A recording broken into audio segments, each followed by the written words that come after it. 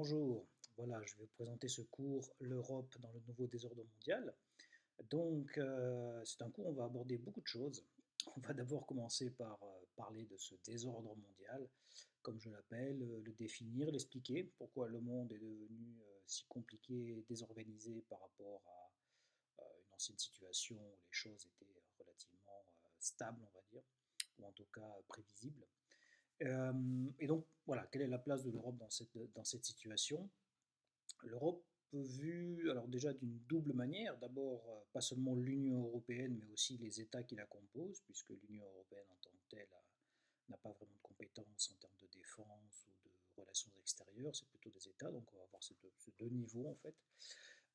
Et on va voir surtout la place de l'Europe dans ce monde, parce qu'elle est un objet en fait de cette situation, la place donc, mais aussi la manière dont l'Europe est vue de la part des autres grandes puissances, que ce soit la Russie, la Chine, les États-Unis, ou alors les voisins, comme nos voisins de la Méditerranée, d'Afrique du Nord, etc., ou d'Afrique subsaharienne.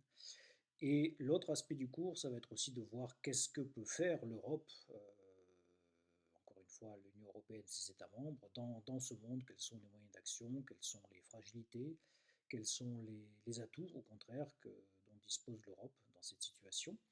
Et on verra ça aussi sous l'angle de l'autonomie stratégique, qui est un terme assez ancien, mais qui est venu vraiment être le point de réflexion aujourd'hui par rapport à l'Europe, donc autonomie stratégique par rapport à la défense évidemment, par rapport à l'OTAN, mais aussi sur des questions sur de nouvelles technologies comme l'intelligence artificielle ou sur l'énergie par exemple, qu'est-ce que c'est que l'autonomie stratégique et comment l'Union européenne peut faire pour se débrouiller là-dedans et devenir de plus en plus autonome par rapport aux différentes autres puissances, en particulier les États-Unis. Voilà. Donc ça c'est le fond du cours. Concrètement, ce cours est accessible à tout le monde.